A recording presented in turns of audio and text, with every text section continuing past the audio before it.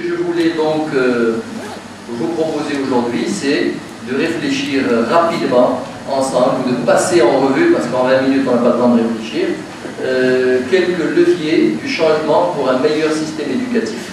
Et parmi ces leviers, vous verrez qu'il y a quand même une dimension transversale, sociétale, forte, importante. Comme vous l'a dit si Hassan, mon ami, à la fin je reprendrai la parole pour vous parler de cet ouvrage que j'ai commis en juillet dernier et qui, j'espère, pourra vous intéresser. Et de cet ouvrage, je prends la couverture pour une entrée en matière. Quelle est la finalité de notre système? La finalité, bien entendu, c'est de servir les besoins d'une société. Nous avons sur ce schéma, qui est le schéma de couverture, et qui mérite quand même d'être un petit peu expliqué, ce que demandent les familles. Donc c'est l'image d'une balançoire. Les familles demandent une balançoire avec 3 cordes. Est-ce qu'elle fonctionne ou pas? Et très souvent, les familles, bon, ce n'est pas pour les dénigrer, mais nous sommes tous parents, ne savent pas exactement ce qu'il faut demander à un système éducatif. Derrière cela, on rédige de belles chartes et on élabore de belles visions et ça donne quelque chose de totalement différent. Puis viennent les lois. Au moment où on rédige les lois, c'est toujours le domaine de la restriction, qu'elle soit budgétaire ou conceptuelle, mais on obtient un petit instrument rabougri comme celui-ci. Quand les gouvernements viennent et ils essayent de mettre en application cela, ça donne, le moins qu'on puisse dire, un petit blocage dans cette balançoire. On se demande comment elle va fonctionner. Et puis quand on voit que ça ne fonctionne pas, on met en place des plans d'urgence. Pour que ça passe, on coupe l'arbre, ça passe ou ça ne passe pas. Mais en réalité, souvent, ce qu'il fallait, c'est quelque chose de simple, de moderne, de fonctionnel, pour répondre aux vrais besoins des familles. Donc on part d'une demande sociétale pour aboutir parfois à quelque chose de très simple, mais sur laquelle on n'arrive pas encore à déboucher 50 ans, 60 ans après l'indépendance. Donc à quel poids on prend en compte les intérêts de la société, on va essayer de le voir. Maintenant, nous avons un système, en bon systémiste, moi je commence toujours par analyser les pressions qu'il y a en input et les dysfonctionnements qu'il y a en output. Notre système éducatif est ici, c'est une boîte noire, on va expliquer plus tard. Il y a des évolutions comportementales de notre société qui, à mon sens, sont l'un des inputs de conditionnement, de pression les plus importants. Notre société évolue en permanence. Nous verrons tout à l'heure, et d'ailleurs le titre de l'ouvrage le dit, qu'il y a un virage sociétal qui s'est déjà produit en partie, qui continue à se produire et que notre école, malheureusement, a complètement raté. Il y a également des exigences de compétitivité internationale. Il s'exprime au niveau de l'université et de la formation professionnelle de manière très directe parce qu'il y a la connexion avec le monde de l'entreprise, et il s'exprime aussi au niveau de l'école parce que c'est à l'école que naissent les compétences de base qui vont permettre de produire un bon collégien, un bon lycéen, un bon universitaire et un bon cadre d'entreprise et un bon citoyen pour la société de manière très simple. Et ces exigences de compétitivité parfois sont abusives. Le discours de Sa Majesté de la semaine dernière à l'adresse de la session de les Nations Unies a été extrêmement clair en matière de développement. Les donneurs de leçons qu'il a dit au niveau de développement, eh bien, il y en a aussi à l'échelle de l'éducation. Vous connaissez le test PISA, vous connaissez PIRLS, vous connaissez TIMSS, vous connaissez le classement de Shanghai. Eh bien, le Maroc, avec ses petits moyens, il essaye de se comparer et de se positionner en termes de compétitivité internationale, et ça lui fait très mal parce que c'est une grande frustration et on ne comprend plus rien. Il y a également des contraintes culturelles de la globalisation.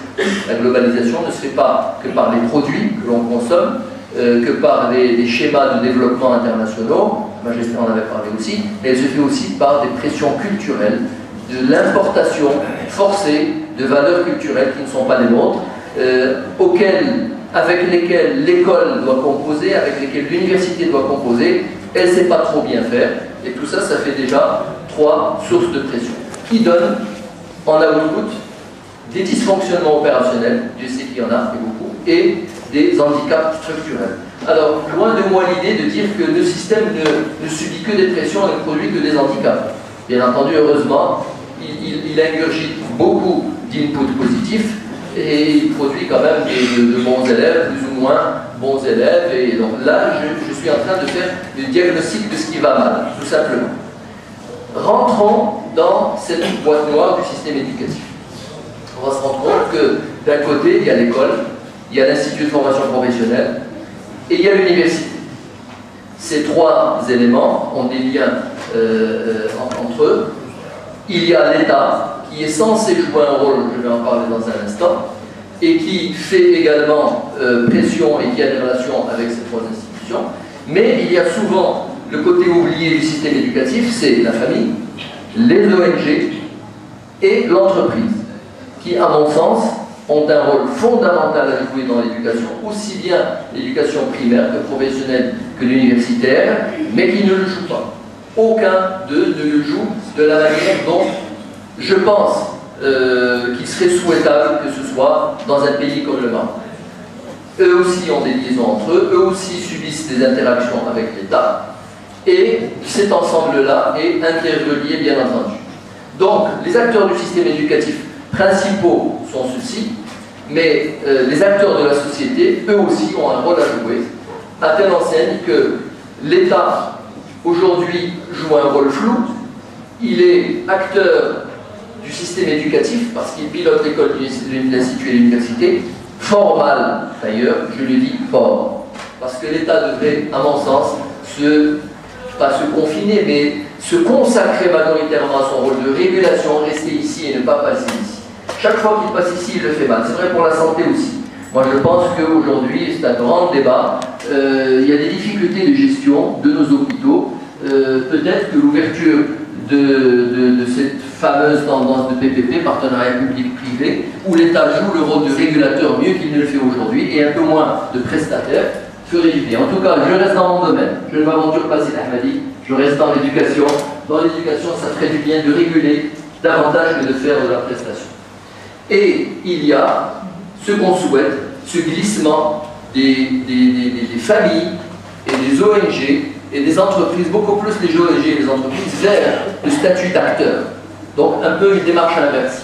L'État devrait aller vers le statut de régulateur, faire un peu moins de prestations, et les ONG et les entreprises devraient glisser un peu plus vers le statut d'acteur. Bien entendu, quand on parle de l'entreprise, on pense à l'université. Dans l'ouvrage, je ne suis pas ici pour le présenter, mais je le dirai peut-être tout à l'heure, je défends une thèse de la formation professionnalisante et pas professionnelle. La formation professionnalisante comprend les instituts de formation professionnelle, mais aussi les cycles terminaux de l'université, c'est-à-dire les masters professionnels et peut-être même les licences professionnelles. Celles-ci gagneraient en tout cas à être de plus en plus prises en charge par les entreprises, au sein d'universités d'entreprise, ou tout simplement par des partenariats mais dans lesquels les entreprises s'impliquent à former des étudiants en fin de cycle conformément à leurs standards et à leurs besoins. Et l'université, elle, ferait son travail beaucoup plus confortablement dans les cycles de base, dans les licences, et puis dans les disciplines qui malheureusement portent un mauvais nom, non productives, elles sont très productives pour la société. La philosophie, la culture, les médias, le journalisme, et là l'université les ferait très bien. Les entreprises devraient, en résumé, se positionner davantage en tant qu'acteurs éducatifs. Maintenant, les mots dont je parlais tout à l'heure, je proposais de vous les lister, je n'ai pas le temps, on a 2 minutes d'en parler, notre système éducatif en quelques mots. Bien entendu, j'ai choisi le chiffre fatidique de 10. Il y a le problème de la définition de la mission. Notre école, peut-être même notre université, a une mission qui est aujourd'hui mal définie. Vous me direz, la charte l'a définie, oui, mais la charte a été rédigée par un groupe d'acteurs. Il faudrait, dans les bons processus managériaux, c'est la base qui définit sa mission, pour qu'elle puisse sentir un sentiment d'appartenance vis-à-vis de cette mission. Et cette mission doit partir d'un profil d'apprenant. Le profil d'apprenant n'est pas bien défini pour l'école ni pour l'université, même pas dans la charte. Il est fait dans un terme très ésotérique et il mérite d'être défini. Une fois qu'on a défini un profil d'apprenant, on définit le profil d'enseignant. Alors le profil d'enseignant est encore moins défini, ni dans la charte ni ailleurs. Aujourd'hui, on ne raisonne pas sur ces registres. Donc profil d'apprenant, profil enseignants, et donc mission à définir. Second élément, ce dont je parlais tout à l'heure, ce fameux virage de la transformation sociale qui est raté, la société se transforme. Je suis content d'entendre que l'acte numéro 4 ou l'acte prochain traitera du numérique à l'école. Ça, c'est une transformation fabuleuse. On est en train de rater royalement. On est en train d'investir beaucoup d'argent à travers des programmes coûteux au niveau du ministère de l'Éducation nationale pour les écoles publiques. Des écoles privées sont en train d'investir beaucoup d'argent dans la quincaillerie. Mais le numérique et le passage à l'éducation numérique n'est pas la quincaillerie. N'est pas simplement des logiciels de Microsoft qui fonctionnent très bien. C'est toute une appropriation par les enseignants de cette éducation numérique et c'est toute une reprogrammation des curricula sur la base de l'existence du numérique. On ne peut pas programmer des curricula statiques et le jour où le numérique est là, on les convertit. C'est pas comme ça que ça se passe. On doit revisiter la programmation de nos curricula scolaires, maternelle, primaire, secondaire et universitaire en fonction de quelque chose qui existe et qui est la Smart School ou la Smart University qui fonctionne avec le numérique. Ça, c'est un exemple. L'autre exemple, c'est la relation famille-enfant.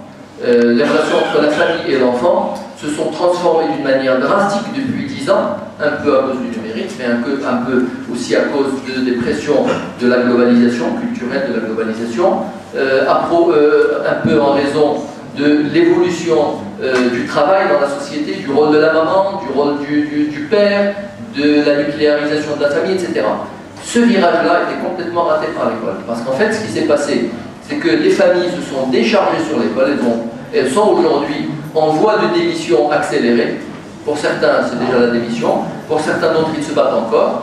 Mais cette démission ne peut être, pas salutaire, mais il peut y avoir de filet que si l'école prend en charge le relais. Or, l'école n'a pas été préparée par nos gouvernants et par l'État à prendre le relais de cette démission familiale et de cette démission de la société à travers les ONG. Voilà un second exemple qui explique pourquoi cette transformation sociale est en train d'être ratée. Nous avons un système éducatif qui est uniformiste et normalisant. Il est uniformiste pour les élèves. On a tendance à vouloir fabriquer des élèves qui se ressemblent. On ne reconnaît pas suffisamment les intelligences multiples des élèves et on ne reconnaît pas suffisamment leur vocation multiple. Aujourd'hui, un enfant de bonne famille, s'il veut faire journaliste ou fleuriste ou un métier où, disons, aller faire du théâtre, pour des parents qui se respectent, mon fils, tu ne peux pas faire ingénieur, tu ne peux pas être médecin, tu es sûr qu'une grande école de commerce ne te convient pas. On est un petit peu uniformiste et uniformisant. Et le système est normalisant par les programmes. Les programmes ne permettent pas aux enseignants, que ce soit dans le scolaire ou dans l'universitaire, un peu moins dans l'universitaire quand même. Dans l'universitaire, le professeur, surtout dans des disciplines soft, produire quelque chose d'à peu près spécifique. Sauf que bien souvent, je n'ai rien contre les enseignants, j'en fais partie. Bien souvent, on a tendance à répéter tous les ans les mêmes fiches de préparation quand on les fait. Je suis un petit peu sévère, mais parce que ça fait partie de cette normalisation. Alors au primaire, c'est pire. Au primaire, il faut que les programmes soient donnés en temps et heure d'une région à une autre de manière uniformisante. Jamais on aura de la créativité avec cela et jamais on pourra produire un profil. Je vous disais que le profil d'apprenant n'était pas défini. Et s'il était défini, tout le monde se serait révolté contre et l'uniformisation et la normalisation. La babélisation linguistique à l'école et à l'université. J'ai commencé par vous dire que je m'excusais de ne pas parler français, que je passais au français, etc. Ça c'est soft, c'est gentil. Maintenant, imaginez au sein de l'école primaire, au sein de l'université aussi, tout ce chaos linguistique qui s'est installé par défaut d'une politique linguistique. Le jour où l'Istiqlal en 1984 a dit « j'arabise », il a arabisé politiquement. Il n'a pas arabisé pédagogiquement, scientifiquement, sociétalement. Ça aurait pu marcher si ça n'avait pas été exclusivement politique. Ça aurait pu marcher, on aurait pu faire l'expérience qu'a fait l'Irak dans ses universités, dans son temps, l'Irak maintenant, la Syrie, le Liban, et c'est très bien, ça peut marcher en arabe jusqu'au bout du cursus. Seulement, il a commencé, il s'est arrêté parce que la politique, c'est justement Khudwara au Kafouzi. Et depuis, l'école a complètement perdu la boussole. Et depuis, on n'a pas élaboré de vraie politique linguistique pour notre pays. Jusqu'au point où, il y a un an, on s'est dit on va la généraliser. Bon, c'est tout un débat et toute une problématique. La babélisation fait référence au mythe de Babel, qui est un mythe sumérien, que certains auteurs francophones aujourd'hui et européens mettent sur le compte de la Bible. Dieu aurait puni les hommes parce qu'ils ont voulu monter avec la tour de Babel jusqu'au ciel et découvrir ses desseins, et il les a punis en mélangeant leurs langues. C'est totalement faux, c'est un mythe sumérien et qui aujourd'hui, bon, je l'utilise parce qu'en fait ça illustre le chaos linguistique qu'il y a à l'école et à l'université. J'ai été très affecté de l'entendre, je l'ai entendu ça fait plusieurs années, j'espère que ça existe plus aujourd'hui, que certains étudiants formés en arabe, le baccalauréat notaient quand ils passent à la faculté et ils prenaient des notes, le professeur parle en français, au moins il note en arabe phonétiquement. On met une note phonétiquement en langue arabe pour pouvoir réviser. Et là encore, ça revient à l'uniformisation parce qu'on n'apprend pas, on révise pour restituer. Nous avons une école éclatée. En quelques mots, dans tous les systèmes, vous avez une diversité. Vous avez l'école publique, vous avez l'école privée, avec plusieurs déclinaisons, et vous avez les écoles à but non lucratif, les fondations, etc., et puis les écoles étrangères. Au Maroc, on a tout ça, sauf que dans les pays avancés, ce sont des choix pédagogiques, pas toujours sociétaux. Généralement, la société, vous pouvez retrouver des gens à profil social équivalent et à projet social équivalent qui sont dans l'une ou l'autre parce que l'une dépasse l'autre par la sélectivité, l'une dépasse l'autre parce qu'elle a des valeurs religieuses, il y a des écoles catholiques en France et ailleurs, ou aux États-Unis, l'une dépasse l'autre parce que par proximité, mais le projet sociétal de tous ces gens est sensiblement le même. Au Maroc, nous avons ces trois catégories, mais il y a une fracture, vous retrouverez ça dans le projet, il y a une fracture sociétale entre ces trois écoles. Les écoles de la mission produisent un profil différent des écoles privées nationales. Les écoles privées nationales produisent un profil différent des gens qui sont dans l'école publique. Et ça a tendance à s'aggraver. Et moi je dis que... mais j'y reviendrai. Je vous l'illustrerai plus tard. J'avance très rapidement parce que le temps me presse. 1 minute. Ah ben, si c'est 1 minute, je vais sauter tout ça et vous parler de quelque chose de plus positif qui sont les solutions. Voilà exactement dont je parlais tout à l'heure. La phrase que je voulais vous réserver, elle est là en jaune. Moi je pense que les enfants qui ne fréquentent pas la même école avec grand E, le concept, les enfants qui ne fréquentent pas la même école ne construiront pas ensemble une société. Ils construiront plusieurs sous-sociétés. Maintenant, les leviers du changement, soyons positifs. En bon systémiste, encore une fois, je commence par le fonctionnement. Moi, je crois que l'un des éléments fondamentaux, avec la générosité du président de séance, je vais vous l'expliquer très rapidement, valorisation des acteurs principaux du système, et les acteurs principaux, ce sont les enseignants, ce sont les conseillers en orientation, ce sont les professeurs universitaires. Ils ne sont pas suffisamment valorisés. On dit qu'ils sont bien payés relativement par rapport au Maghreb, à l'Afrique, parfois dans d'autres pays émergents. C'est certainement vrai puisque les statistiques sont là. Je ne parle pas du salaire, je parle de la valorisation sociétale, la valeur de l'instituteur dans la société et la valeur de cet instituteur aux yeux de son directeur d'établissement, de son chef de délégation, de son directeur d'académie. Il y a l'idée de mobiliser des compétences managériales pour l'éducation. Je n'ai pas le temps de vous présenter un schéma, mais je vous dis tout simplement que nos écoles, nos instituts de formation, je n'ose pas dire nos universités, je n'ose pas le dire, mais très souvent on a la tendance, on est tombé dans cette tendance de dire un bon instituteur, une fois qu'il a terminé son service, il passe surveillant général, puis après il fera un bon directeur. Et tous les directeurs de nos écoles publiques, de nos 70 000 écoles publiques au Maroc sont d'anciens instituteurs? Non. les chefs de les directeurs les délégués et les directeurs d'académie ne devraient pas être des pédagogues, devraient être des managers. Manager une entreprise avec succès, avec un bilan, des ressources humaines, une qualité, du marketing, de la gestion de problèmes, de management de projet, c'est exactement la même chose, de la même manière qu'on doit manager une école, un institut de formation professionnelle et une université. Ça, c'est un paradigme qui est loin de la charte et des préoccupations des gens du ministère. C'est très difficile à mettre en œuvre, ça demande un changement de paradigme, et pourtant. Et puis, l'évaluation.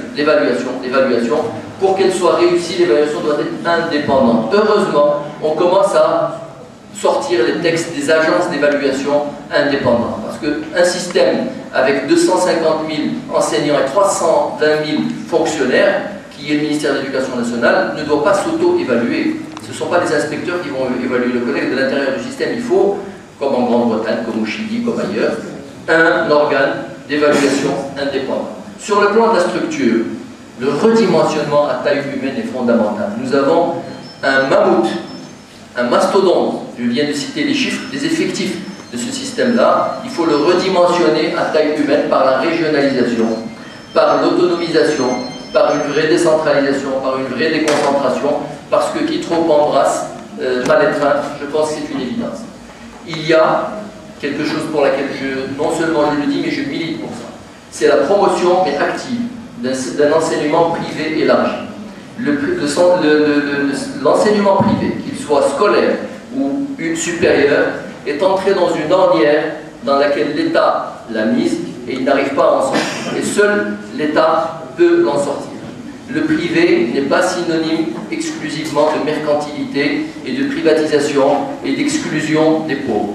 Le système privé dans le monde contient majoritairement des établissements à but non lucratif, mais gérés de manière privée, gérés de manière scientifique, et qui coûtent moins cher à l'État. L'État gagnerait à développer un système privé d'une nouvelle génération qui lui coûterait moins cher, qui donnerait de meilleurs résultats, suffisamment encouragés pour pouvoir prendre un rôle. La société a un rôle dans l'éducation, elle a un rôle dans la santé, elle a un rôle dans la culture, elle a un rôle dans beaucoup de choses, et il est quoi de plus naturel que nous prenions en charge nos affaires de manière parcellaire, qui va grandir et qui va occuper un certain stade. Si nous laissons l'État tout faire, nous allons droit au mur.